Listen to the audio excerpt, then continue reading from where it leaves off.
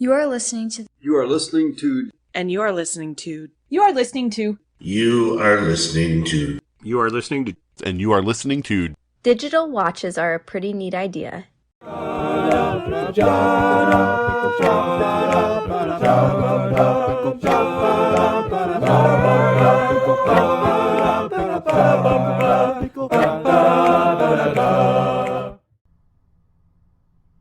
Hey Brian, how you doing today? I'm doing great, Jeff. How are you? Well, I have a confession. Uh-oh. We've talked a couple of times about needing multiple reasons to do things. Yes, we have. And if you come up with 3, it's an automatic. Well, correct. I'm trying to decide to do this podcast. Mm-hmm. One of my reasons was to force myself to read this book. Okay. Interesting. All right. So the whole reason that we're doing this is for this episode right here. Well, that's great. That's fantastic. And this episode is about Eoin Colfer's book, And Another Thing. Mm-hmm. This title was taken from the 4th book, So Long and Thanks for All the Fish. Okay. Where the other sequels were all taken from the 1st book. Mm-hmm, mm-hmm. So I immediately had a problem with it just looking at the title. You're saying that you came in with an attitude already, Jeff? I came in with an attitude already, yes. My goodness. And it's a long book. Mm-hmm. It is a very long book. In fact, I've got a couple anecdotes, if you will, about reading the book that I'd like to bring up. If you look at the runtime of the audio versions, this one is 10 hours and 22 minutes long. Wow. And we thought that Doctor Who and the Cricket Men was a long book, and it came in at 9 hours and 45 minutes. And you know what's funny? It's even Doctor Who and the Cricket Men seems short in comparison. Yes. But the first couple of books all fall into a pretty close pack. Okay. Hitchhiker's Guide to the Galaxy, runtime 4 hours, 59 minutes. Mm-hmm. Restaurant, 5 hours, 47 minutes. Mm-hmm. Life the Universe, 5 hours, 48 minutes. So Long and Thanks for All the Fish, the shortest one, 4 hours and 39 minutes. Mm-hmm. Mostly Harmless, 6 hours, 33 minutes. Wow, that's amazing. I mean, it's really, really kind of interesting. Let me tell you my little anecdotes about reading the book. First off, I did read the book.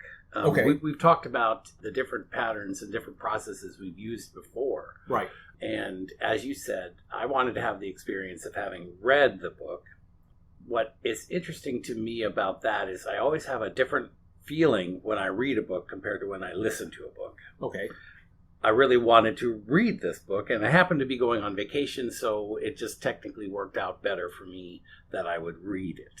Well, when you listen to audio, the style of the reader can really skew the presentation. Absolutely. 100%. And what was funny about this is I read it with an ebook. Okay. So I'm looking on my Nook and I find a copy of the book and I download it. So I start reading and my wife looks over at me as I'm reading it. She starts laughing and I'm like, "What are you laughing at?" And she said, "Well, the font on that is ridiculous." And I'm like, "What are you talking about?" And she said, "Well, it's huge and the font's, ridiculously large font."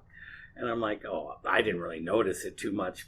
So I went ahead and I looked and I actually counted the number of words on the average page. Okay. It was 120 words on the average page. Probably the font size would be equivalent to maybe a 10 or 12 or something. It was pretty large. I never was able to figure out, and I know Nook can manipulate the font size if you wanted to. But frankly, after my surgery last year with my eyes, it was just easier to read at that size. Yeah, exactly. Right. So it also came up in the book that it had page numbers, which indicated when I first started reading it was 266 pages. And at 120 words per page, that turns out to be close to 32,000 words. Okay. Hi, it's Jeff here. I wanted to make a slight correction. When Brian was talking about the number of words per page and the number of pages per book, what he did not realize is that the font size that he was using for his Nook had 3 screens per page. So he counted a single screen to get his average words per page, when that was actually 1/3 of the actual count. So the book that he said was 32,000 words is actually 96,000 words. What was interesting about that particular thing and the Nook, as I was reading through it, for some reason, and this is the only time I've ever seen this, my Nook showed me the page number, and it told me how long I had left in the chapter. It literally would say 1 hour and 45 minutes left in this chapter. And I'm like, what? Yeah. I never was able to figure out how it estimated or knew how many hours it would take me to finish reading a chapter. There has to be an algorithm based on how often you turn a page. Must be. It must have been something like that. It was just very, very odd that every page I turned, it would tell me how many hours I had left in the chapter. And I found that very interesting. And I know we're going to talk about this because that's the reason we're here. Different experience from reading the book to listening to the book. Okay. It was tremendously different, in my opinion. The only time I read the book is while I was listening to it, and I missed the beep, turn the page. So I didn't just sit down and read it. I was reading along with the audio so I could make some detailed notes and get the quotes correct. Interesting audio with Simon Jones, you said, right? Yes. Simon Jones being one of the people who was in the original show, is that right? Correct. He was on the TV show and the original radio program. Oh, okay. And he played... Arthur. Okay, very good, very good. So it was interesting that we could listen to it in his voice. Although I have to be honest. He was also the floating head in the movie that was warning them when they arrived at Magra Theater. That is correct. That is correct. But I have to admit to the fact that after a short period of time of listening to the book, I sped it up. Right. Well, I sped it up too because I couldn't believe how much faster you read than you can vocally read. So I sped it up because I tried to go to 2, but I couldn't understand them. It's funny because I've listened to it faster on my phone, and I have an iPhone, and at 2 I also could not really understand it. But what was weird was I listened to it later using my Nook or my tablet. Okay. And with the tablet at 2, I didn't have any trouble. Oh. So I'm not sure if the speed was exactly 2. Right. Maybe it was 1.75 or something, but because it was definitely understandable on my tablet, whereas on my phone it was, gibberish. About that, though, I'm enjoying that the technology has advanced where you can speed things up without changing the tone. Right. So it sounded like Simon Jones reading faster. Right. It didn't become chipmunk-like with the high-pitched voice like it used to be probably back when the original Hitchhiker was written. That's the only way you could do it. Yeah, it's kind of funny. I sort of feel like even though this is a unique situation for us being in the same room and doing the recording, I feel like you and I are both ignoring the whale in the room. The book? Yeah.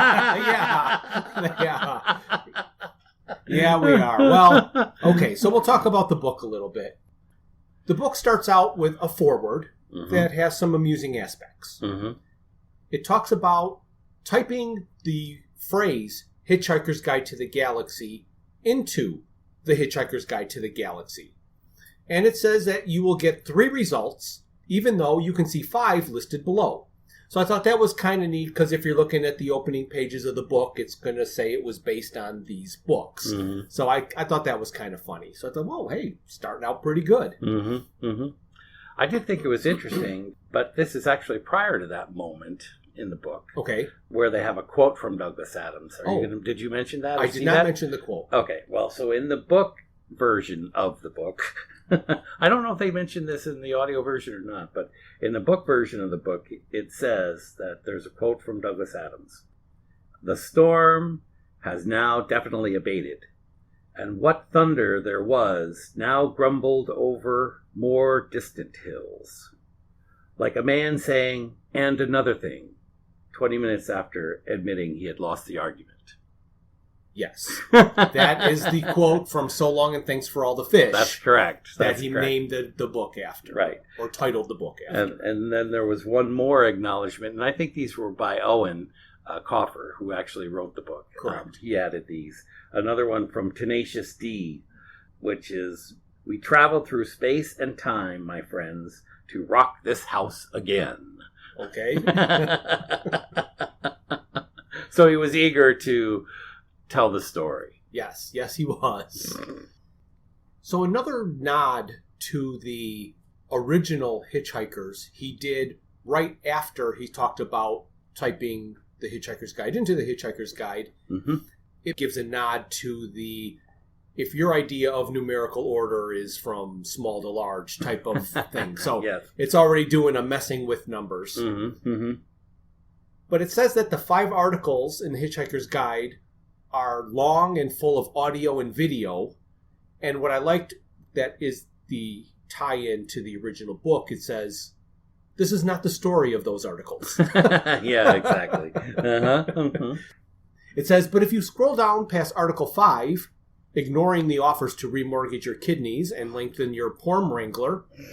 So now that he uses this word porn wrangler over and over and over, and I didn't find the word funny anywhere after the first usage of it. So yes, I agree. He does tend to overuse that particular phrase, and obviously it's a nod to a special appendage or something, but yes. But he does tend to use it over and over and over and over again. So after that bit, it says that it will say in the guide, if you like this, then you might also like to read. If you have your icon rub itself along this link, you will be led to a text-only appendix with absolutely no audio and not so much as a frame of video. This is the story of that appendix. So even though the cover says this is part 6 of 3, Mm-hmm. making it sound like it is equal to the other books, Mm-hmm. Mm-hmm. here it's reducing itself to an appendix. Exactly. This is as he defines it, Appendix 5. It's a side note of a side note about a history of a story. Okay, so with that being said, after experiencing this whole novel, Mm-hmm. what does that mean? How is this an appendix? Mm-hmm. An appendix to me is additional reading to help you better understand the original story, I guess. Right. And this only confused the issues in many, many, many ways. And I have great difficulty figuring out the timeline and how it fits. Yes. I mean, I know we're going to get into a lot of detail about that, and it's interesting. And this is the beginning of where I felt there was a difference between the original read-through and the audio listen. And I'm not sure how deep to get into this particular discussion at this time, but I will say that reading the book was an enjoyable experience overall. Okay. I did find that his use of parenthetical comments, in addition to the guide inserts that we'll go through, I'm sure many of them, because there are many. Well, the guide notes and parenthetical additions, I don't know if I noticed any parenthetical additions that were outside guide notes, but yeah, he did do it though. I mean, if you're when you're reading the book, he'll say something like but that's not what the silastic armor themes of the blah blah blah blah blah. That's what I'm referring to in this particular case. They aren't strictly parenthetical, but they draw us away from the story, and they aren't listed as the guide says or the guide note. I mean, so there's a lot of that in this book. And when I was reading through it, And that's one of the reasons why I actually started looking at the number of words on the page. Right. He gets to one of those type of side parts. Okay. Yes. Almost every other page in this book. With the PDF versions, you can type in a phrase, Mm-hmm. and it will give you how many times does this phrase appear in the book. Mm-hmm. So before every guide note, he types or writes guide note. That's correct. So if I type guide note into the search bar of the PDF, Mm-hmm.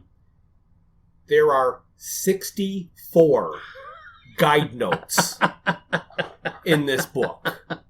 Just over 5 per chapter. Mm-hmm. 5 per chapter. And I mean, that becomes tedious, I have to say. It really broke up the story for me. Took me right out of it. It does. And this is part of the reason why I think I find the cloud of this story to be hard to follow, because it is embedded within itself, just like he describes the appendix being the 5th appendix of 3, So I feel like there's a significant part to that part of the storytelling. Yes. Douglas used guide notes. He didn't call them guide notes, but they would be guide notes because they would be in italics or something in the book. Mm-hmm. Yes. Or the whole story would change and stop, and you could tell when there was a guide note. But it would be some social commentary that was pertinent to the day, and it was interesting, and it was funny, where none of these were. It's not that they were not funny at all, Right. but I had difficulty relating them to anything that was happening other than, hey, I think this is kind of funny. Okay. Right. And I agree. But I do have to applaud Eoin on the fact that he was clearly researched and understood the universe that Douglas Adams created. Right. Because there are occasions when he creates his own or adds significantly to Douglas's concept of his universe. But he frequently refers to something created by Douglas Adams and embellishes, if you will, Right. some of the creatures and the people that live within the universe that Douglas has already defined. And he doesn't ignore it. He doesn't roll over it with a steamroller, but he does at least acknowledge and bring in Douglas's story to his story. I agree. I will say that there are many, many instances where he interweaves Douglas's story and his story together seamlessly where you don't notice it. Mm-hmm.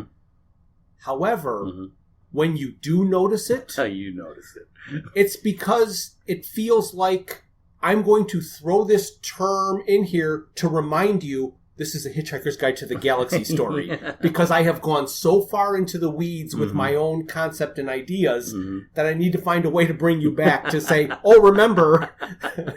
Because sometimes it was like, why did he mention this here? Right. Or like we laugh about what Douglas does with the left no joke Untold, where he's going to find a way to fit something in from the radio series that's been left out of the books. Yes. That he had a list of what am I going to mention. And as he gets toward the end of the book, he's like, oh, I haven't used this yet. And I'm going to toss that in there. Yeah, that's kind of funny because after reading and listening to the book, I was doing a little bit more research trying to find out some information about the book. I happened to read that Douglas Adams made a comment after having finished the whole series that he kind of wished he had left the series in a more positive way. Yes. That the last story was a little too dark, and he thought maybe it would be nice to have something more positive as a final spin. But it also mentions just exactly what we would expect from Douglas Adams. He had finished writing Dirk Gently. Right. And had some leftover material that he thought would be good for the Hitchhiker's Guide to the Galaxy. Yes. Oh, and I just love that. Right. Oh. All right. So, also in the introduction, there's a very brief summary of the first 5 books. And in that, he does a joke where he mentions U-Bid, which is an eBay competitor that has since gone out of business. Mm-hmm. UBID is mentioned 7 more times throughout the book. Yes. And I do not know why he keeps referring to UBID and why he thinks that UBID is so funny or interesting or pertinent to how you buy things. I don't know, but UBID and the fact that it doesn't exist and does exist in the story, I think it's him playing with time and having a laugh on his own. Like, I kind of get that impression because as we know at the end of the story, UBID shows up at the end as its final delivery, Right. I do want to mention one thing about his recap, which kind of made me a little upset. Okay. In his recap of the story, he creates his own reason for why the Earth needed to be destroyed. He says that it was nepotism and that they were trying to get a couple of their cousins something to do. Right. And I was like, we don't need another reason for the Earth to have been destroyed. Yes. Douglas already gave us plenty of reasons. So yes, he his did. having added that when you talk about things he didn't need to do, that's probably one of the things that I immediately picked up on. He didn't need to give us another reason for having destroyed the Earth. The Vogons did it for the various reasons that Douglas Adams has already told us. Correct. I think every book has a different reason. They do. And that's why even Douglas says that each book is its own universe. So right. Given that statement, I'm going to give Owen a little bit of leeway. So if you haven't guessed yet, we have just finished the introduction and the foreword, and we're approaching a half an hour. Oh my gosh. So this is definitely going going to be a 2-part episode. Mm-hmm. We're going to do the first half of the book now, do the second half of the book as our bonus episode, same way we did Doctor Who and the Cricket Men. Mm-hmm. Mm-hmm. But before we get into Chapter 1, Brian, what are your general overall impressions of the book? Okay. So we've kind of touched on it a little bit already, but I will say that having read the book when I was reading it, I was intrigued because it was new material. Right. I liked the way that Owens respected Douglas Adams's universe.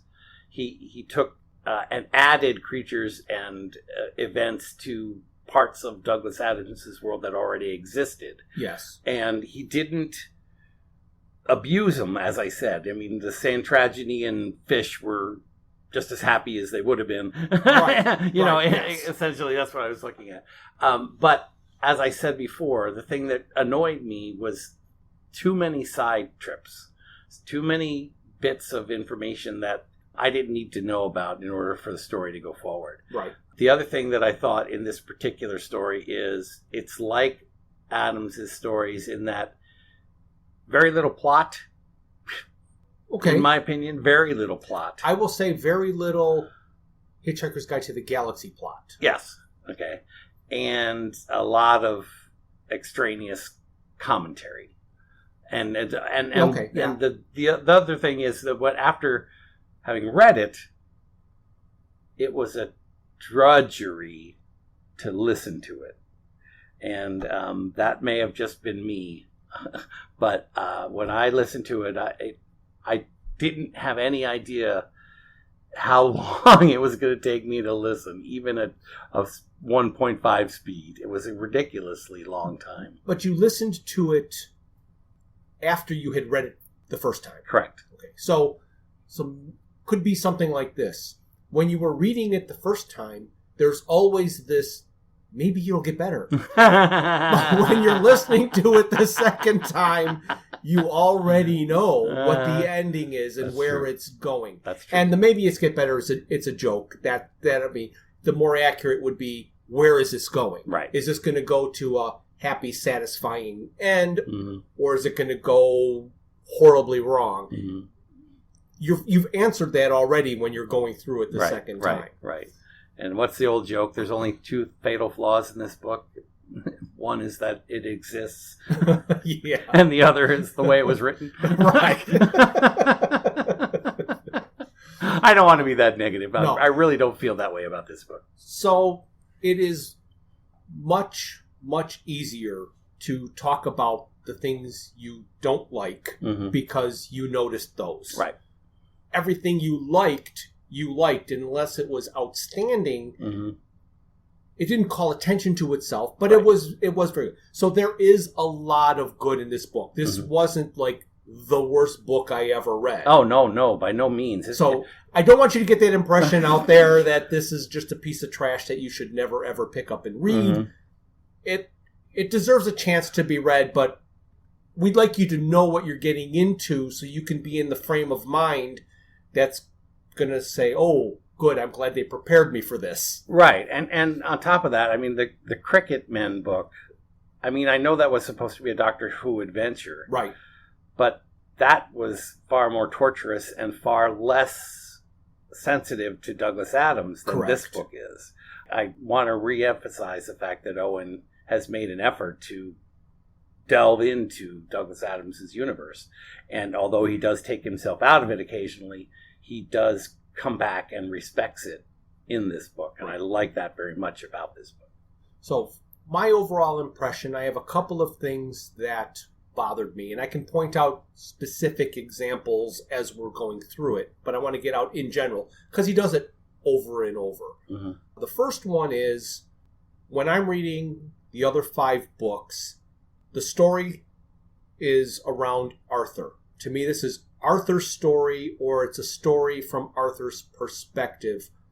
There are times that they do go to where Arthur isn't, but that's so you can understand the motivations of these people when they get back to Arthur. But far and wide, it's Arthur's story, where this book, Arthur's in it, but he's not even the main character. He's just a foil. That kind of bugged me. The other thing is Douglas Adams liked to name things funny things. I read that it started in the radio scripts, and he liked to do it to annoy the woman who had to type out the scripts. Right. I remember you saying that. The name Slarty Bartfast, he wanted the most offensive sounding name that was actually not offensive. So he sat down and he wrote down all kinds of other things. So he did that with all of his characters and the character names. They aren't so on the nose of rewording existing things. Mm-hmm, mm-hmm. He would do that with drinks, and that was one of his jokes. The Right. gin and tonics Right, was right. spelled all kinds of different ways, Right. but pronounced gin and tonic. So that was one thing, but his name's like Vroomfondle, and you got Magic Thighs in Magic there. Thighs, yeah. You know, you've got Loonquill and Fook, Mhm. which is a Phou. I mean, it's like Yeah. it comes really close to being an offensive word, Right. but when you're looking at it on the paper, Mm-hmm. absolutely not. Some of his names were a little bit odd and just too much on the nose of a regular saying. So I didn't like that as much as I enjoyed Douglas Adams naming things. All right, we've made it to chapter 1. Oh my gosh, that's crazy. So he decided to start this book off, to me, in the most confusing way possible. Mm-hmm. And at the same time, it is starting off from exactly where Mostly Harmless ended. Mm-hmm.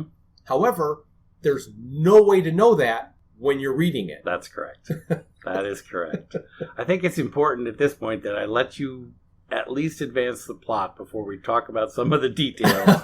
Because if we don't know what's happening here, it's going to get real confusing when we go forward. I want our audience to be in exactly the same place that we were in. No. A cloud of confusion? Right, yes.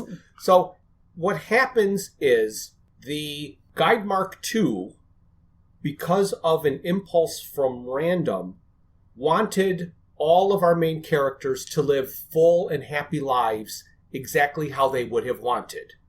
So in the blink of an eye, I like to compare it to the Star Trek Next Generation Picard and the Flute episode, where he lived an entire life on this strange planet, which was only a blink of an eye on the Enterprise.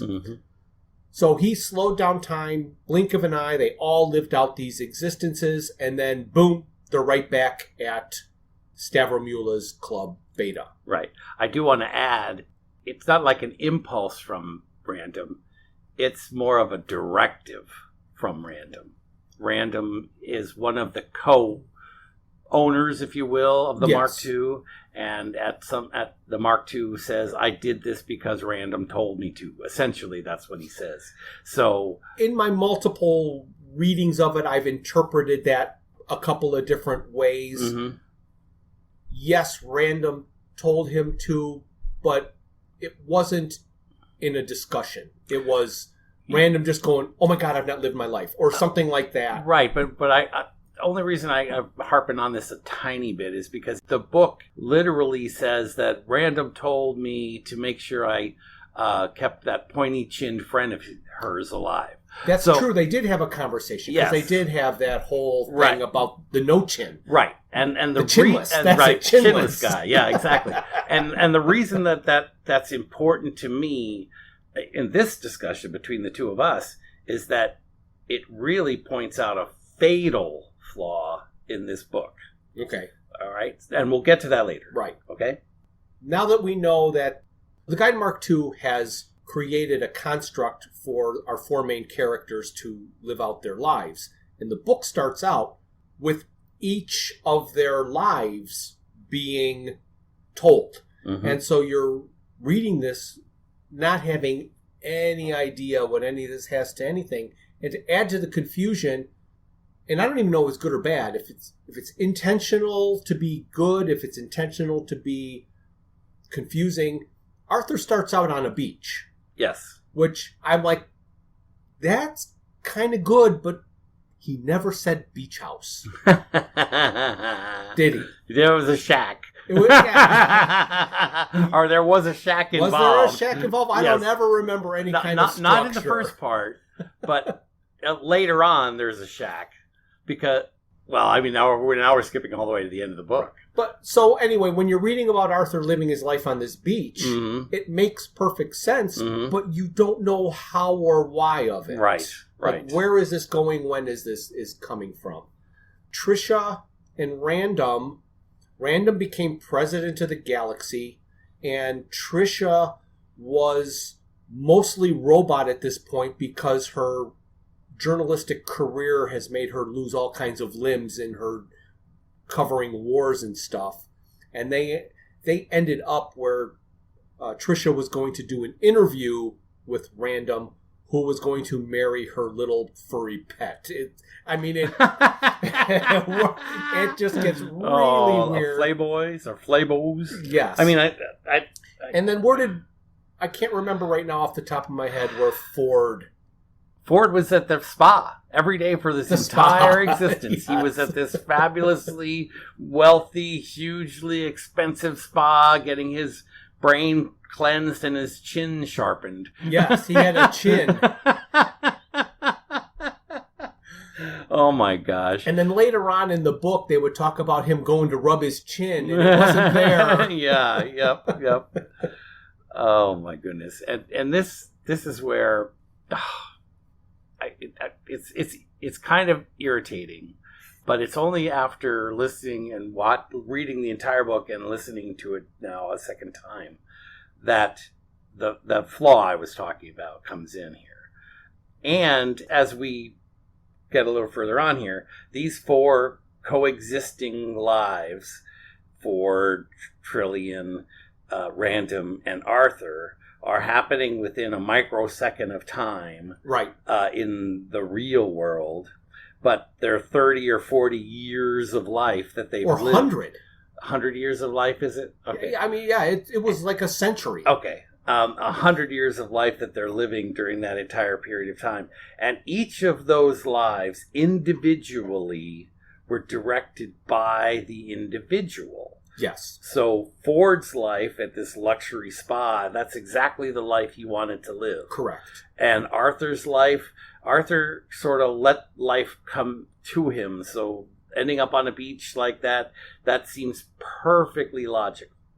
Now, we know that the Mark II was co-owned by Random. So Random should know that she's living in a construct. Yes, she should. She should know that, okay? Now, there's a lot of effort made in the rest of the book to suggest she had no idea. Correct. But that's just plain wrong, okay? And the other thing that really drives me nuts is the Mark II, this multi-dimensional, non-filtered, amazing piece of technology, runs out of battery power. Yes. That's how this part of the story ends, folks. The bird comes on and says, battery. Yes, the battery dies, and that takes them out of their construct. And that just is so wrong. There's no way this thing could exist on all these levels and not know how to create its own energy or get new energy. It exists everywhere. It could take from the sun. I'm sorry, folks, but that's a fatal flaw in my estimation. Yeah, absolutely. It did, as Jeff has mentioned a number of times, when you have an event that takes you out of the book, right, that is a flaw within the story. And it started at the beginning of chapter 1. I know. So immediately you're taken out of the book. And I mentioned it was confusing, and I probably didn't explain why it was or how it was confusing for me, because a lot of books you don't know where they're going. Right. But when you start reading this book, the last book you know is mostly harmless. Mm-hmm. If you did not listen to the radio show, where at the end they just decided to say, oh, by the way, just kidding, everybody's still alive. Yeah, that's another little nod that I kind of liked in the story. But we can get to that in a little bit, because I can go through a little bit more of this detail. Right. It starts off describing a man on the beach. Right.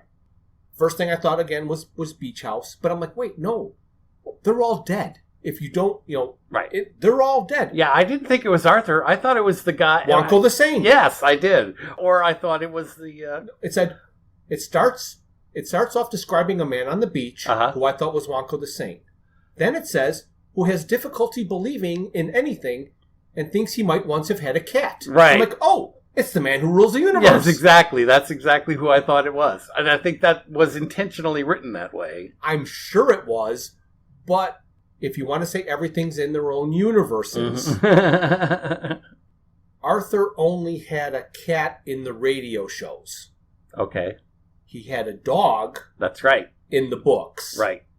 But there was no cat mentioned in the books. The cat came in as a radio series when he got back. I think it was the book 4. Mm-hmm. He got back to his house and there was a dead tabby in his house. Right. And I was reading that this book was read as a BBC nighttime book story. Oh, okay. So it does have a couple of nods to the radio show, and in fact, as you just mentioned, they mentioned the book mentions the radio show ending, where everybody's describing, no, this is how we lived. No, this is how we lived. Random thought it was a bunch of unicorns, right? Right. And Tricia said, no, we went to the restaurant at the end of the universe. Because the Babelfish all rescued Babelfish, us. Yeah. So I mean, they're definitely a nod, if not a direct ripoff, if you will, of the radio show. So that I did think was kind of a fun thing. Yes, absolutely. Have we advanced the story at all here? Well, all of chapter 1. Yes. So we're 1/12. All of chapter 1. Don't scare our audience like that. Was the constructs. And then they get to chapter 2. Right. In chapter 2, the battery eventually dies. Right. And all of the constructs are merged together where they get to find out what's happening, and then they're back in Stavro, right where you left off with all of this devastation. Mm-hmm. Mm-hmm. As the battery is nearing depletion, the Mark II says there are 5 minutes left before they are back at Stavros, and a digital readout is projected with the countdown. Mm-hmm. Similar to how Ford was counting down before at the destruction. Then Ford muttered something about humans thinking digital watches are a pretty neat idea. And I'm like, that one to me was like wedged in, forced in there, because it wasn't a digital watch, it was a big readout. Right. So he's taken the idea, if he would have said clock, that'd have been one thing, but he wanted to use watch. So that was another time I got bounced right out. Well, talk about wedging it in. Okay. There's the foreshadowing of the past that Eoin wedges in here, where he says that in Arthur's high school yearbook, he says he is listed as most likely to end up living in a hole in the Scottish Highlands with only a chip on his shoulder. Yeah. I mean, you're right. I mean, it just slapped you in the face. Right. Absolutely. Another thing I found strange is in the constructs that everybody lived for themselves, they all forgot their past. It wasn't a continuation from where they were. It was almost like everything before that didn't exist. Right. And the thing that also I thought was really strange is, why did Trillian, I mean, I know she just lived her life according to what we understand, and the Mark II book was entertained by seeing how linear life progresses. But why did she imagine in her life she would become blown apart and turned into a robot? I don't know. Where did that come from? Again, if you want to call that a flaw, to me that would have been random portraying it on her for abandoning her. Yeah, I guess that could be that gives me at least a little bit of a motivation that I could understand. I mean, Random's life is idyllic in her own way. She becomes all powerful, basically. She becomes the president of the universe. So yes, that's a directed life. Whereas Trillian becomes a half human, half robot. Right. So maybe you're right. Maybe that's a projection from Random. Because even the Mark II says, in order to save power occasionally, I combined the two lives together into one. So that's why he was mushing Random and Trillian together occasionally. Yes.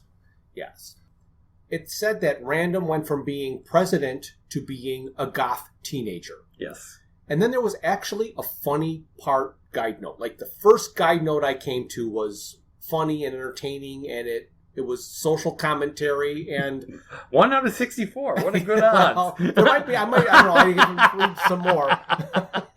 So I want to tell you what this guide note was. Excellent. So it was talking that goths are not confined to Earth. They're all over. So he described what some other species do. And it says, while the adolescents of Earth advertise their feelings of isolation by wearing black clothing and listening to rock bands with names like Bloodshock and Sputum, the Hulavu, a superintelligent shade of blue, demonstrate their dissatisfaction with the universe by holding their breath until they turn a deep purple, while the tubular Zingatularians, their deep-sea crustaceans, drive their parents demented by literally talking out of their asses. So, all right, that was kind of funny. Oh, there was a couple little funny bits. I mean, I did appreciate, at least to some extent, the whole pom-pom squids. I'm not sure what he was thinking here, but these pom-pom squids apparently worked as masseuses at this ultra fancy spa where Ford was. Right. And they would put their little suckers on you and massage you, etc. But they did that because they heard that talent scouts occasionally came there, and they could make their musical careers advance by massaging these talent scouts. I mean, it's kind of a funny little aside note. And the best part was that there was never, ever a talent scout that went to the spa. That's right. So it was just a ploy to get these squids to be masseuses. Mm-hmm.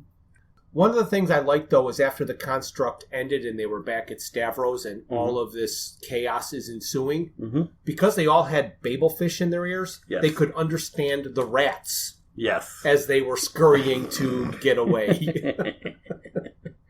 Oh my gosh. And it said, so we get to hear a sample of what rats fleeing from a disaster would say. It was nothing interesting. It was just normal, hey, get out of my way type of stuff.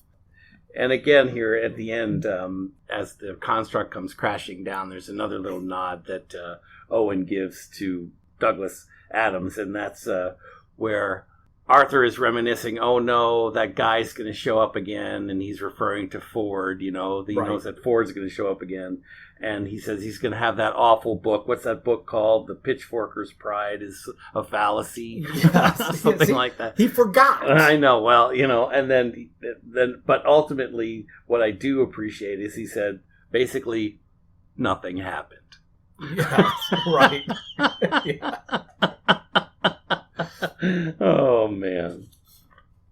As we mentioned, the constructs ended. They're back at Stavros. We've hit chapter 3. The first thing they do is they kill off the Tricia McMillan that's from that planet, leaving only Trillian. And she was never put in the construct. So No. when Random built it, she didn't go.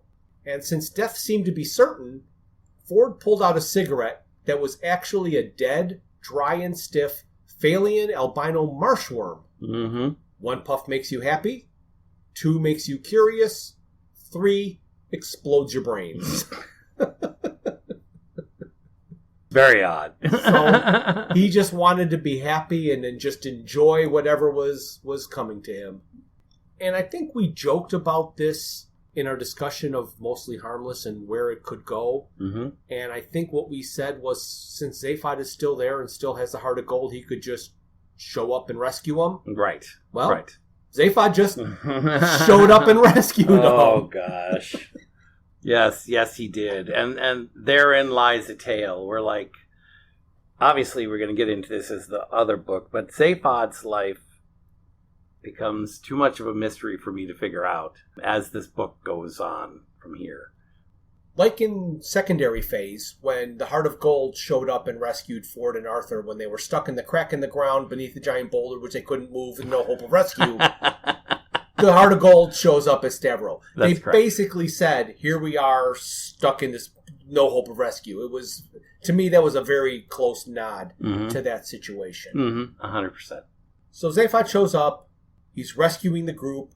They all run up onto the ship, and they're all saying things like, hey, Zaphod, glad you showed up. Glad you saved us. Just like everything but normal.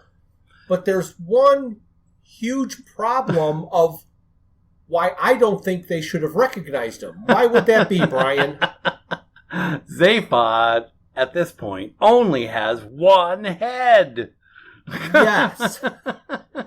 And the only way that works is if you imagine Zaphod as he was in the movie. Right. Where he had the flip heads. Because you wouldn't know he didn't have the second head. Mm-hmm. But the movie is the only place I have ever seen Zaphod having a head like that. Right. That's right. And later in this book, Mm-hmm. they will make it fact that it wasn't that way. Right. Because he talks about having 2 open collars in his shirt and still feeling an itch where his head was removed. So Right. And if you remember all the way back to the original book, they talk about Zaphod having a cage on his shoulder with a talking parrot inside. That was in So Long and Thanks for All the Fish, when they were re-talking about that. Right. parrot. So, Yes. so it's always been, at least from Douglas Adams' approach, to having 2 heads next to each other.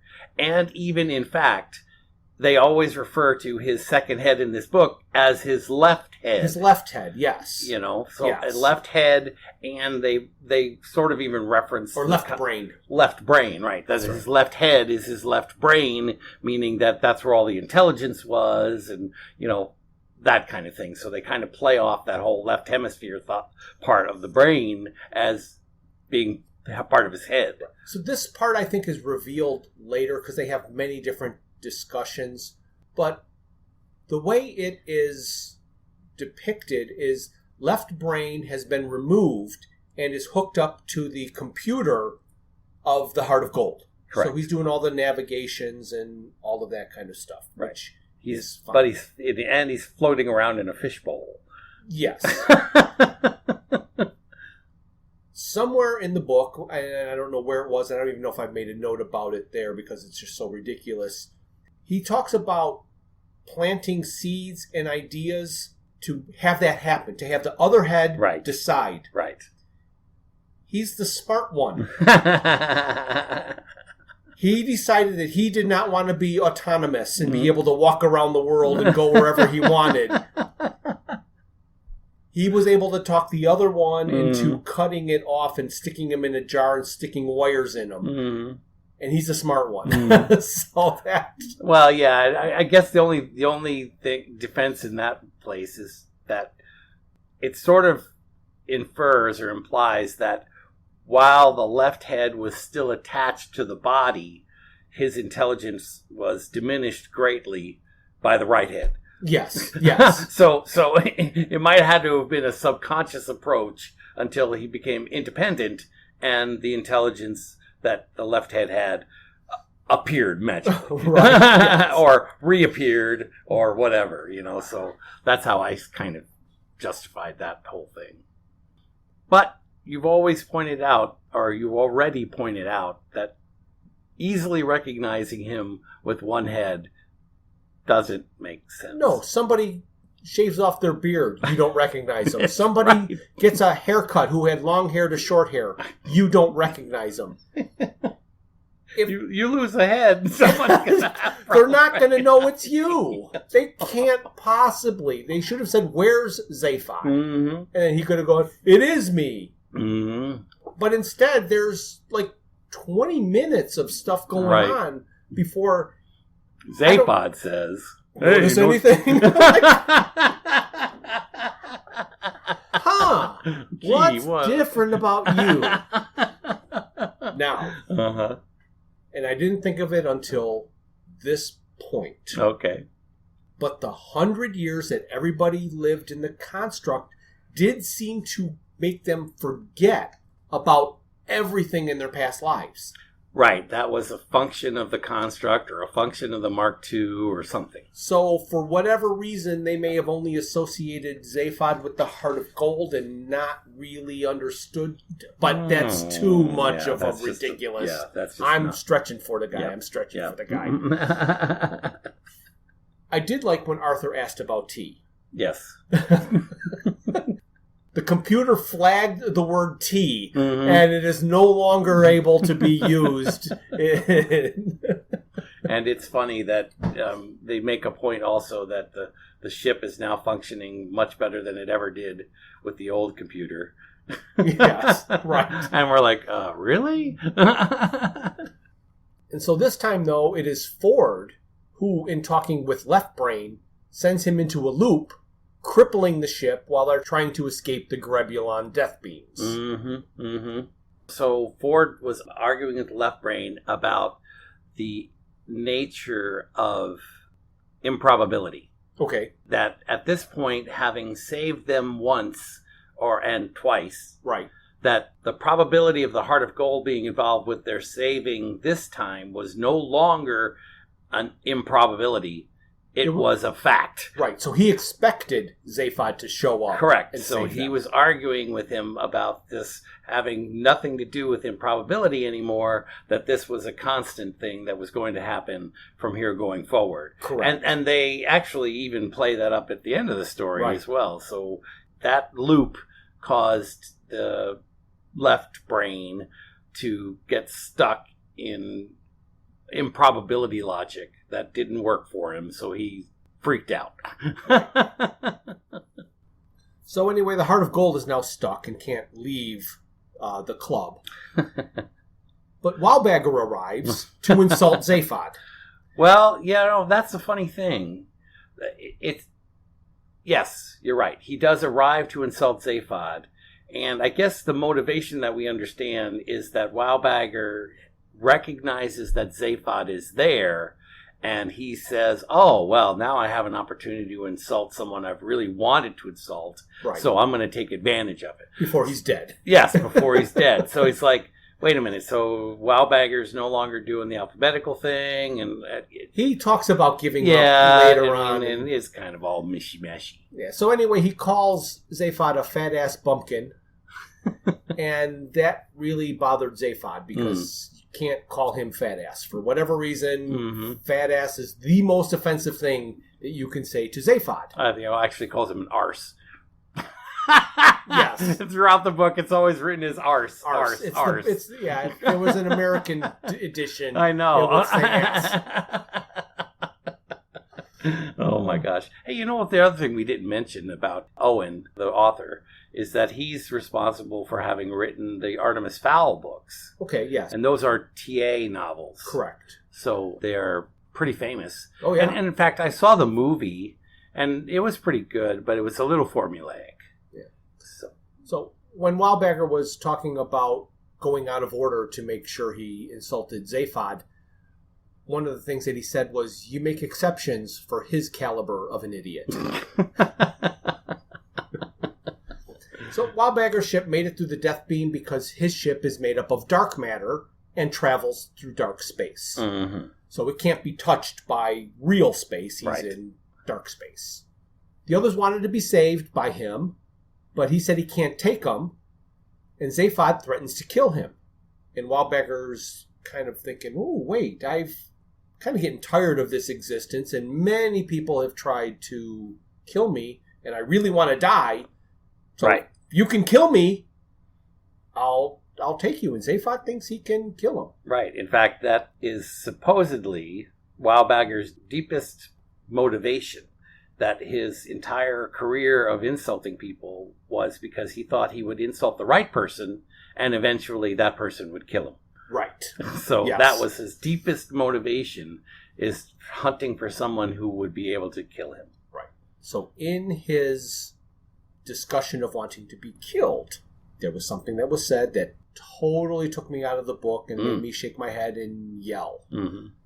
Zaphod asked him if he's ever gone a few rounds with the ravenous bug bladder beast. Mm-hmm. And Wildbagger snorted, that old bag of bolts, like there's one of them.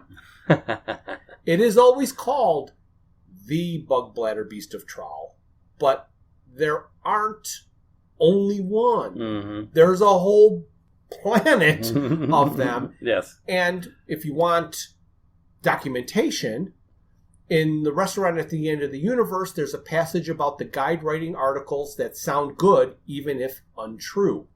For instance, when the editors of the guide were sued by the families of those who had died as a result of taking the entry on the planet Traal literally, it said, ravenous bug bladder beasts often make a good meal for visiting tourists, instead of ravenous bug bladder beasts often make a good meal of the visiting tourists. So it is in the books, plural. Yes, that's correct. That old bag of bolts means there's only one, and he's old and about to die and be none. And I'm thinking of that other passage, and it's taken me out of the book. Right. A little later in the same exchange, Zaphod told Wildbagger that he knew Thor and could have Thor kill him. Zaphod and Thor did not interact in any of the previous books, but in So Long and Thanks for All the Fish, at the party when Thor was hitting on Trillian, he said, "Didn't I see you at Milliways?" Trillian asked if he was the one with the hammer, and at Milliways the minor deities from the Halls of Asgard were introduced, and one was mentioned as having a hammer. So we are right that I could understand all that. We had that discussion. Was it Thor? Wasn't it Thor? Right. Type of thing. They did the whole thing about Ford going to Hot Black's table, but if Zaphod had this social media relationship with Thor, you think there would have been some sort of a mention of that. But there was no mention or aside, or even if Zaphod would have just said in the book, "Hey, I know him." Mm-hmm. To me, that's the type of thing that you take and you go, oh, I can make up any story I want and it has to be believed because Zaphod said, "Hey, I know that guy." But when there isn't that leap, right, it's now fabricated, and isn't necessarily true to the universe that Douglas Adams created. Right. And this particular area here is going to cause us to have some angst. And we're going to discuss that probably infinitum here. Right. But one thing I do want to say at this moment is that the fact that this book has been written so much longer after the original books were written. Right. Eoin is taking what is currently in vogue, what is currently in fashion, and adding all of that to the universe that Douglas Adams has already created. Right. During Douglas Adams' original universe, we've had discussions about streaming movies and that kind of thing. So things were changing, but the introduction of the social media as a platform and the importance of social media on what they're referring to as sub-ether is strongly emphasized here. And that's one of the reasons why we kind of feel that there's this time warp that's about to happen. Right. That doesn't really work. And I don't know where we're going to fit all this in. But the relationship with Thor is a Thor point for me. Oh my. That was truly a pun. No wordplay involved. All right, so we made it to chapter 4. The group has been saved. The Earth has been destroyed. Uh-huh. So we jump to Vogon Jeltz on his ship that is called the Business End. Yes. It never had a name in any of the books. No. I kind of like the name. I do. I am not saying that it's a bad name. Yep. But I don't know why he felt he needed to name it. But again, it's a good name. Absolutely. He has a subordinate to which we find out later is his son. Right. And I got to tell you, this one really bugged me. Okay? So Vogon Jeltz is a prostetnik. Yes. All of his subordinates, or some of his subordinates, are constants. So constant is a title. Yes. Not a name. Right, and we learned about prostetnik as a title. Correct. Many moons ago at this point. So constant is the same. And so what you were saying was going to bug you? So I'm reading the book. Correct. And I'm reading MOWN. Right. And I'm thinking to myself, TOWN, town. Right. Okay? So I read that, MOWN, and it's Mown. Right. You're in your head, like I was reading Ford Perfect all those years ago. You're reading Constant Mound. Right. I read it over and over again because he's mentioned over and over and over again. And then I listen to the book. Yes. And he says moan. Constant moan. Constant moan. And it doesn't even dawn on me that word could be read as moan. Oh my gosh. Drove me crazy listening to it because I keep wanting to say, no, it's supposed to be. Well, when you're writing this, it needs to be written unambiguously. There shouldn't. Another thing that bothers me too, and we're going to talk. I talked about names. Yeah, I talked about names before that he's too on the nose. Now, constant moan, MOAN. Yep. Would be like right too right. So he uses moan, but that's really a real word. Right, it is. So if you want to use the joke, you have to find a way to write it with the phonetic spelling that isn't confusing. Right. So it needs to be. So when he uses another real word, right, that's incorrect of the Douglas Adams style of writing names. Right. Oh, man, it blows my mind. It still blows my mind. So what I will say is I listened to it first and laughed and thought it was a little bit too on the nose. Yes. And they could have changed it somehow. I don't know how. But if constant was a different word. Right. It's too exact. Right. I knew that it wasn't MOAN. I didn't know what it was, but I knew it wasn't going to be. Yeah, I wanted an H in there. If I was going to do that, I would have put an H in. I would have created my own word and made it moan, in a different way. So when I went to review the book and write all my notes, and I was reading and listening at the same time, when I got to Constant Moan and it was MOWN, I'm like, no, that's not right. That's a thing. He's always mowing the grass. Right. The grass is constantly mown. It's a real term. I know. So he missed it. Mm-hmm. Yes, put an MOHWN or something is all he needed. That's what I really wanted, Yeah. So Constant Moan had news for Jeltz. The Earth was destroyed, yes, but the orders were that all Earthlings were to also be destroyed. And there are rumors of a new colony in the Solianus Nebula where the mythical Magrathea is supposed to be. They were discovered because they put out a classified ad.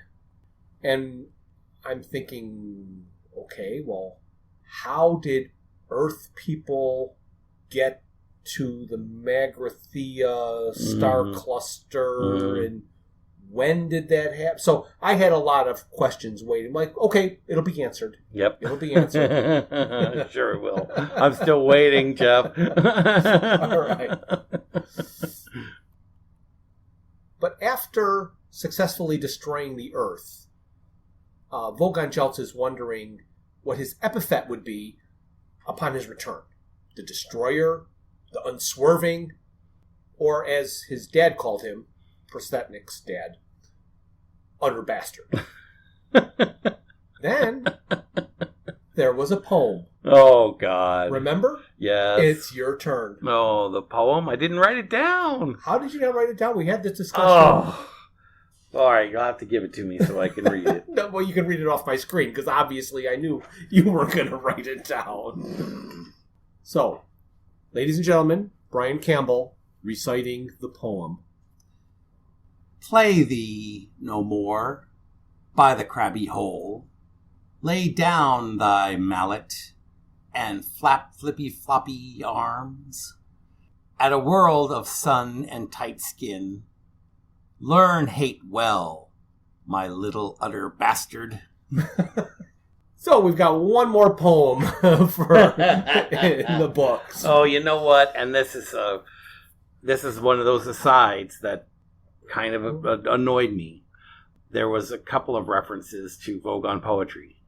Okay, yes. And it's not Vogon poetry. I mean, at one point, Prostetnik is admonishing his son. Okay. And as a punishment or something, he says to him, give me a rhyme for...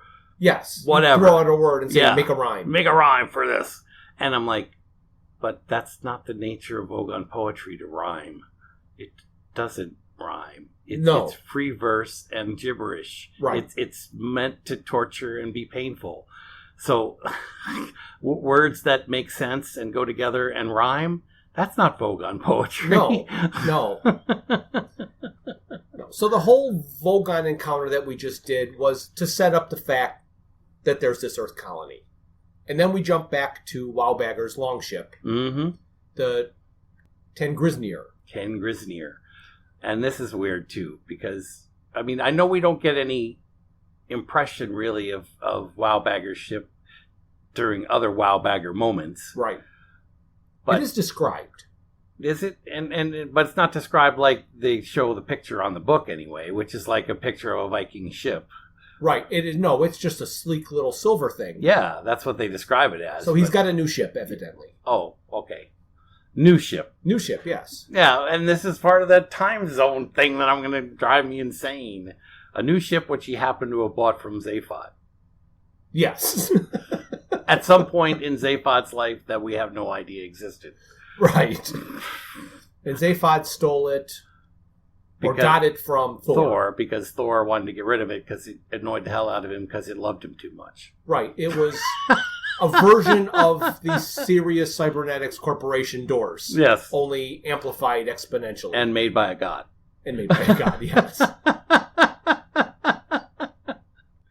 Oh, how many more things can we shove into this ship? I really don't know. But we're going to find out. Oh my gosh. On Wildbagger's ship, Arthur is awakened, and he believes he is back home on the beach where he lived for a century in the Mark II's construct. Correct.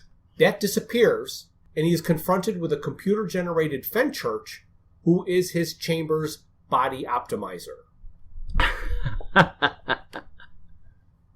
So Arthur is modest and he will not get into the shower while this computerized Fenchurch is looking. Even though he's had a whole romantic encounter and relationship with her and is madly in love with her, he's too afraid to take his clothes off and get in the shower. Oh my gosh. He's still, I mean, there's a modicum of decorum here where, the computer says, well, I can shower without any clothes on if you like, or does and the he said no. And does his t-shirt have to be wet? Yeah, well, that was good. That was funny. I will say that was pretty funny. So there are some funny little bits there, but... So after Arthur gets into the shower, the computer burned all of his clothing and creates new clothes for him that he found somewhere in Arthur's mind. Mm-hmm. You would have thought it would have been a bathrobe. I thought that would have been the choice. Mm-hmm. However, it's his prep school uniform, only in adult size. So he's got, I'm sure, these shorts and suspenders and a little green jacket. There's even a cap. Yes. I do think it's kind of hysterical. It was Angus Young from AC/DC. Yes, so exactly. Just imagine, Mm-hmm. Imagine that. Yep. And that's what he was Arthur wearing. is. Yep. Yes, it was kind of funny, but not Hitchhikers. Well, yeah, you're right. If you wanted to do a nod to Hitchhikers, mm-hmm. You would put him in the dressing gown. In the dressing gown? Yes. That's true. But this is his first change of clothing, really, in the whole series. Okay, and then here was a thing that isn't explained why. Mm-hmm. So it doesn't make sense, because Wildbagger is this immortal with this god-made ship. Mm-hmm. But he couldn't make Arthur any new clothes because he's run out of clothing credits for this cycle. I really wish they would have put in somehow that he was being messed with. Mm-hmm. Like, they could have made him 100 suits of clothes if he wanted, but they thought it was so funny that he was in the schoolboy uniform that they didn't. Right. They don't ever lean one way or another that he was being messed with. No, they don't. They don't say that, but I did think it was kind of odd. But how do you run out of credits? I don't understand that clothing credit thing. It's a god ship. It's a god ship. They work in mysterious ways, Jeff. Yes. Here's more of this recognition problem that I had with the book. Mm-hmm. After the shower, Arthur meets Trillian. Right. And Arthur says to Trillian, "Have you seen Ford?" Trillian says, "I have, actually. He trotted past me on his way to the bridge." Arthur asked, for some reason, if there was anything different about him. I don't know why that would have been on Arthur's mind. So, like, all of a sudden, this to me is I'm trying to force something, so I'm going to ask questions that don't... Anyway, that's neither here nor there. Was there anything different about him? Trillian said his hair did seem unusually shiny. Oh, and it was blue. Shiny was first? Shiny was first before blue. Mm-hmm. Okay. I just find it weird. Mm-hmm. And why... Arthur's response to that was... It's a matter of time. It was only a matter of time. Like, what does that mean? Was it to match his shoes? I don't know. His blue suede shoes that he got? I don't know. But he knows that he's gone through this transformation because the ship provides some kind of transformation in their individual chambers. So we get to chapter 5. 5, Jeff. We made it. Yes. Chapter 5. Yay! Is that halfway? Not No. quite. After 6 will be halfway. Oh, wow. So this chapter starts out stating that everything is possible, just like the ratchet screwdrivers that grow like fruit. Right. Then it starts throwing random words together Mm-hmm. and giving examples of that in the universe, Mm-hmm. like indignant seaweed and murderous clowns. Mm-hmm. Then it says, how about this one? How about an two-headed president of the galaxy who bought a tiny tropical planet from the Magrathians at a knockdown price, then sold it to rich Earthlings so they could live on it in comfort after their planet had been destroyed? How crazy would that be? I think that passage that makes no sense to us is the beginning of the story that this book is telling. Mm-hmm. So we get to chapter 5 of 12, Mm-hmm. and here is where they introduce the story of the book. Mm-hmm. Everything else is just set up. Now for time. The timeline. Oh gosh, yeah. This is troublesome. I mean, not only the timeline, but if we remember the nature of the Magrathians and the fact that the galactic financial state that they're currently in, and that they put themselves to sleep because there's no money to be made. Right. Well, also, just take into this simple fact.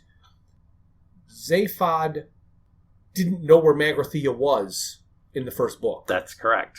So the time, this is exactly what we were talking about before. And I don't know that there's any way to resolve what goes on from here. Because from here, we can't put the time together. Zaphod has one head. According to what we've read in the book here so far, that was a recent development. Right. It happened between the last time this group saw him and this time that he saw him. He does own and has the Heart of Gold, so it's within that time frame.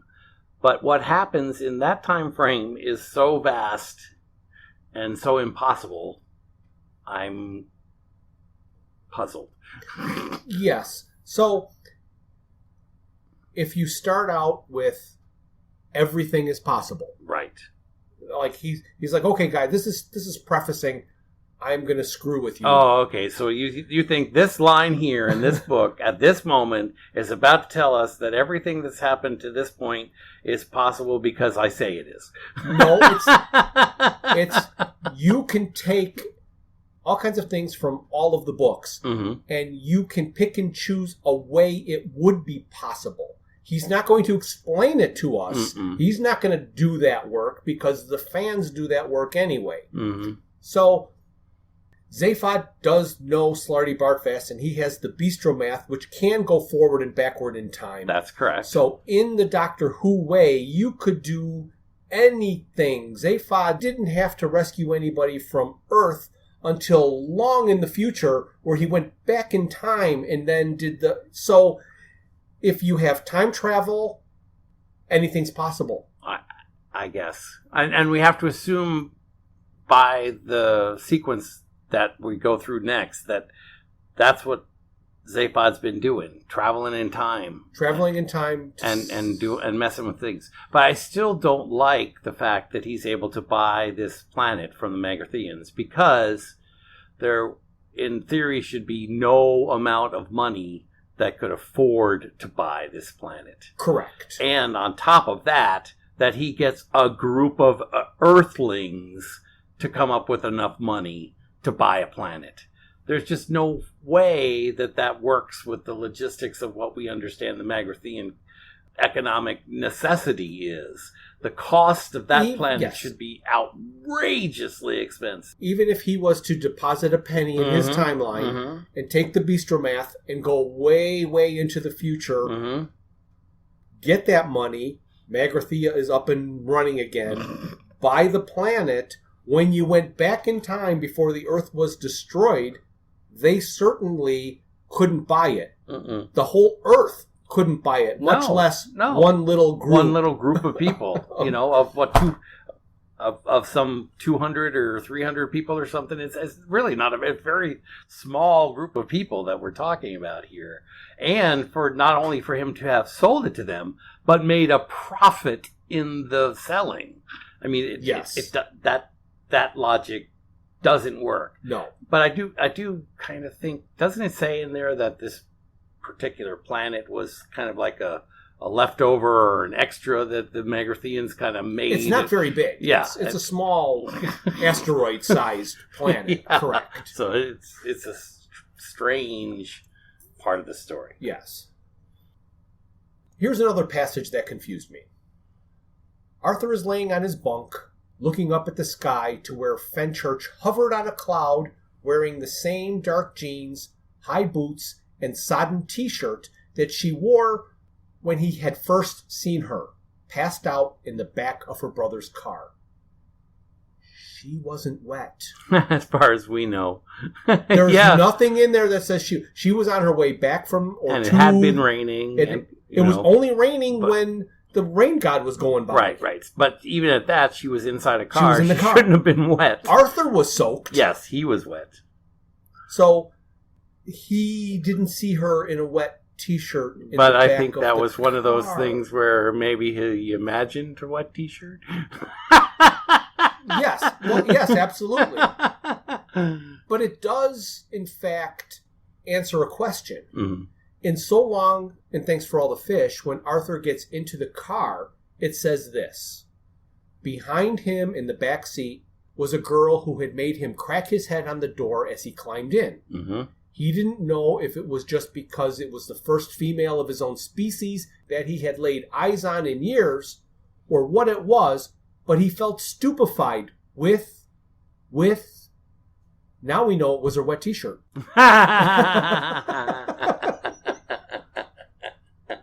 So it did answer a question that he left hanging out there. Mm-hmm. So Arthur wants the computer in his room to show him the Grebulons to see if confronting those who destroyed the Earth would make him feel a little worse. So now the Fenchurch disappears, and he's now like he's out in space. Right. And he zoomed to the Grebulons. Right. He went past Saturn, Jupiter, the asteroid belt, Mars. Wait a minute. Then further out past Pluto. I'm like, what solar system are you in? One that's twisted around a little. Yeah, so I just, again, that's something that took me out of the book. Yeah, and I'm yep. Did he write these in the wrong order? I'm sure he did. Did he accidentally, highlight and grab a piece that moved it? So I thought that was ridiculous. Mm-hmm. Arthur is informed that there are other Earthlings the Vogons are on their way to destroy, and Arthur wants to find a way to warn them. Mm-hmm. Yeah, and what are they going to do? I know, and it's funny. We started off this conversation, at least early in the conversation, and I mentioned that it was a plot-light book. And here we are, chapter 5, and we're still in the construct, essentially. Mm-hmm. Arthur's living with an imagined computer vision. He's going through all of this. Basically, he's moved from Stavros Milibita disco into Wowbagger ship. Right. That's all that's happened, yes. plot-wise. Yes, absolutely. And we're halfway, almost halfway through the book. Yes. So it on that level, it kind of is a little disturbing to me. And that also shows that what we haven't really laid heavily on, because we're trying to push the plot forward as in our discussion, is all the little asides that he's had about this organization and that set of people and these types of crabs and this type of thing. Right. There's been hundreds of them to point. Yes, and I didn't write down. I'm looking it up right now to see what. So I want to give everybody an example of a guide note, because right here in my notes I say there's a guide note that refers to the Golgafrinchans that has no grounding in anything we have ever learned. Mm-hmm. And it starts out like something that Douglas Adams would write. Throughout recorded history, the ability to state one's case well has generally had about as much success as talking things out reasonably or putting aside our differences. The people who use these tactics generally mean well and would make excellent motivational speakers or kindergarten teachers, but on no account should they be put in charge of situations where lives are at stake. Malapropos comments, such as, "I know we have always seen eye to eye," tend to send negotiations spiraling toward disaster, especially if the other species representative suffers from globular organ envy or thinks you are being a patronizing git. Successful negotiations are invariably conducted from a position of power, or at least the perception of power. Strolling into a new meeting wearing a comfortable robe and smelling of incense with a sincere desire to iron out difficulties is, perversely, a surefire way to get everyone killed. General Anasartista, the acknowledged prince of negotiators, once claimed that while on the job, he never used a sentence that did not include at least one zark, 2 shits, and half a dozen ass cracks. His final pronouncement contained only a single shit and was uttered in the form of an authoritative command to his bowels, which had locked up as a result of too many hours seated around the negotiation table. Unfortunately, because of their thin bowel walls, Golgafrinchans are prone to catastrophic bowel ruptures, so General Anasartista's final utterance was also what killed him. Okay, that gives you an idea of the length of the guide note. That's correct. The tangential nature of the guide note. And the what the hell nature of the guide note. Yeah, that's an excellent example of how you're taken away from the story, and pieces of it might be funny, but it's just filler. Right. So I hope there are people who have continued to listen after that, because I don't believe I'm going to be reading any more guide notes. I think when they heard your sigh there, they probably paused as well as I did. Yeah. So Trillian has also taken this opportunity to interview Wowbagger. And we learn that he has given up on the alphabetical thing, and he does it by planets now. Right. He simply pulls into orbit, drops a data bomb into the atmosphere, and everyone gets an email with a sound file. Yeah, see, that again, obviously, time has gone on, and new technologies have been introduced. Right. So that's similar to a severe weather alert or an amber alert where everybody's phones are getting messages all at the same time. Well, that brings us to Chapter 6. Chapter 6! So Chapter 6 starts out with, far out in the fringes of the dark nebula of Solianus and Ram, there is a planet. Solianus and Ram. Solianus and Ram. There is a planet that they called Nano. And did you catch this? The catalog number for that planet was 1001001. We've heard that before. Have we heard it 42 times? 42 times, yes. So the digital binary representation of 42 was the catalog number of the planet Nano. There's a single continent on that planet called Innisfree. And an abundance of fjords. Yes. 2 towns. The larger one is Kong. These names were taken from the movie Quiet Man by the registration officer Hillman Hunter. Have you seen The Quiet Man? I don't believe so. I haven't either, and there's a lot of reference to it in this particular part of the book. Yes. Makes me want to know what the heck it was all about. So Hillman Hunter also decided that this planet needs a god to rule over it and keep the people in order. You know what's funny about, and I know we're getting into this here, but this just drives me insane. Because we're going to find out all about Hillman Hunter and his the way that he brought these folks to this planet. Right. And one of the key features of Hillman is that he created a religion. Yes. So he created a religion without a god? Yes. Evidently. And that's I'm like, no.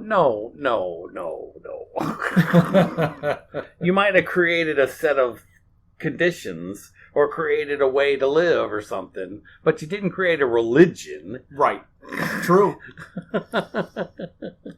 Anyway. Well, that's going to bring me to this point. Mm-hmm.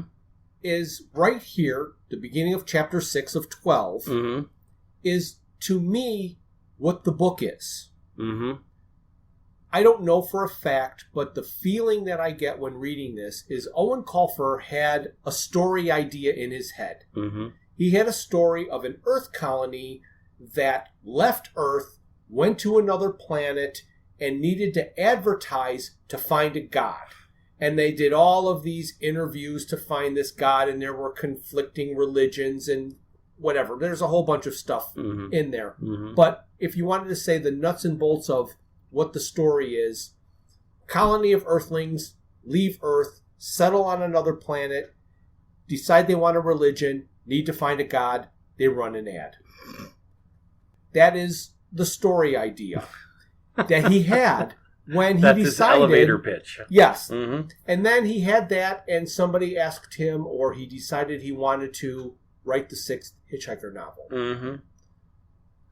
So he used 5 chapters to manipulate our characters to this point. I can see how that could feel that way, because again, light plot.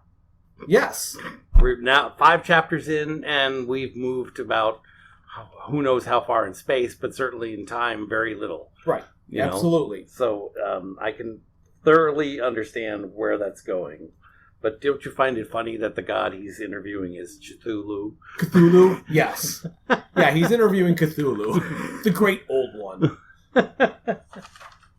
And Cthulhu was a demigod, and he explained in the advertisement that he wanted a grade A god, and the demigod was just not going to cut it, so he wrote no callback on his interview folder. Right after when he asked him what his goal is for the next 5 years, and he said to pillage the planet and stack up all the skulls. Right. And he's like, pillage and stack? Is that really what you want to do? No callback. Yeah. But I mean, and the other thing I thought was a little odd for at least a book of the current phase, or when was this book written? Do we know that date? 2009. 2009. Okay. It's interesting to me that this book, having been written in 2009, a lot has changed. You know, we're living in a different world now. Yeah. But the misogynistic nature of Hillman Hunter, I mean, it's just all the way out there. And yes, it is. It's completely exposed in this story, and no holes are barred. I mean, he laughs about the idea of there being a goddess rather than a god. Right. You know, yeah. and that's just the most mild of Correct. his misogynistic things that he says in this story, which to me is a little surprising. Like in the other novels that Douglas Adams wrote for Hitchhikers, this one jumps back and forth almost as much as Life, the Universe, and Everything. Mm-hmm. So we're going to jump back now to the Heart of Gold. Okay. And Zaphod arrives outside of Asgard, Oh. which is icy and cold, but he cannot get in because of the new defenses that have been installed specifically to keep him out. Right. So there's a long and storied history that we are only finding out about that we have no idea when it could have possibly happened. Right. And it's funny. I think you and we try not to have too many conversations about what's going on in the book or the story before we actually do the broadcast, because obviously we want it to be fresh and up to date. But I did mention this. Yes. I said to Jeff, while I was reading the book and even after I was listening to it, Zaphod on the bridge just about killed me. I literally don't think I wrote a single note. And when I'm talking about the bridge, it's the Rainbow Bridge between the entrance to Asgard, and it's guarded by Helmhold, and it's a story. Yes. So what I wrote in my notes is to keep up the tradition of long, tedious conversations. There was one between Zaphod and Heimdall. Heimdall, yes. The gatekeeper of Asgard. Mm-hmm. Zaphod was told he had to perform 3 tasks before he was allowed to cross the bridge. He negotiated it down to 1. He could cross the bridge, but dragons would be sent for him. The only good thing that came of the conversation was when Zaphod blew into his hands and said, "Good. Great. Can we get on with it then? I am freezing. My spare neck hole really feels the cold." Which, incidentally, is the title of my next album. Oh my God. So, they're mentioned spare neck hole. Yes. So, there in black and white print Mm-hmm. is proof that he had side-by-side heads Correct. in this iteration. Correct. And it's during this story where they're going back and forth between Zaphod's relationship with Thor Mm-hmm. that we have so many problems with the timeline. Because we have no idea how Zaphod... Well, the Thor story could have happened possibly before all of this stuff. Right. So that one I'm willing to forgive a little bit. Yes. That did not happen in the timeline of any of the stories, any of the Hitchhiker guide stories. I'm even assuming it happened before that. you Right. know. But some of the other stuff that happens here just doesn't make any logical sense. Right. And the other thing that I thought was kind of interesting, and it sort of relates more to what you were saying, he had a story he wanted to write, and now he had to fill in all the gaps. At Milliways, Thor and his retinue Right. are described as minor gods.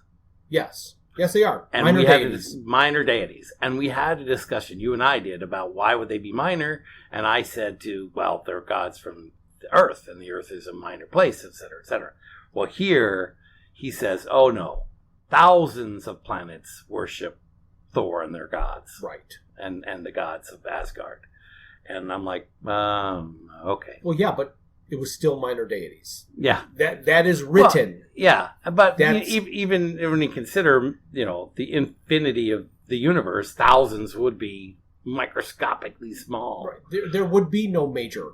Yeah, Yeah. So, but he advertised for Class A. right. And And I guess- Thor's going to fit that bill, but now it's minor. Yeah, I know. That's why I kept going back and forth. He's If I was going to use an Asgardian god as the Class A, Odin would be the one, right. not Thor. Right. Just like Zeus Right. is, or Jupiter is. Mm-hmm, mm-hmm. You can't use the underlings. They're not the Class They're A. bees. Yeah, they're bees. They're bees. The bees. So then we jump to the Vogon ship, the business end, and we learn that Constant Moan has sensitivity, empathy, and a modicum of grace. He also had Earth contraband. Yes, a small Barbie mirror. Yes. I love it. How timely is that? Oh. I laughed at that. For whatever Yes. reason, that was the funniest part of the Yes. whole book to me, Yes. is having a Barbie mirror. Yes, that was great. So not only was he not repulsed by his reflection, Mm-hmm. he realized that he didn't hate himself. Mm-hmm. So he's not the old Vogon. He's starting to evolve. Mm-hmm. Which Like is the- scary. It's the biggest sin, though, Yes, to the for Vogons. the Vogons. Yep, 100%. Yeah. And he also realized that he wanted to, and was the only one who could, save the Earth colony. Right. So the Vogons are out to this planet Nano to get rid of that Earth colony to complete their mission. And Vogon Jeltz's son is trying to save them. All because he accidentally ate the wrong food. Pretty much. Yeah. Yeah. And that brings us to the end of Chapter 6. Oh my gosh, really, Jeff? Which is going to bring us to the end of Part 1 of Oh, this books no. podcast. Yes. And we will do Part 2 as our bonus episode this month in a couple of weeks. Excellent, excellent. So until we get there, Brian, I think it's time to say goodbye. So I'll wave to you from the Rainbow Bridge as I say goodnight. how many tasks did Heimdall give you? 1. Go to bed. Yes. Thank you for listening to Digital Watches Are a Pretty Neat Idea. Look for us the first Thursday of every month for a full episode. We will also release a bonus episode later in the month. A very special thanks goes out to Luke, Max, Greg, and Tim Lesnick for arranging and performing our opening theme. We would also like to thank our talented friends and family for their voice work on our introductions and commercials. Visit our website at digitalwatchesareaprettyneatidea.buzzsprout.com, where you can find links to all my Hitchhiker's Guide to the Galaxy inspired t-shirt designs. You can find us on Facebook and YouTube as Digital Watches Are a Pretty Neat Idea, on Instagram at Watches Idea Podcast, and on Twitter, or should I say X, at Watches Idea. If you'd like to contact us, our email is digitalwatchespodcast@gmail.com.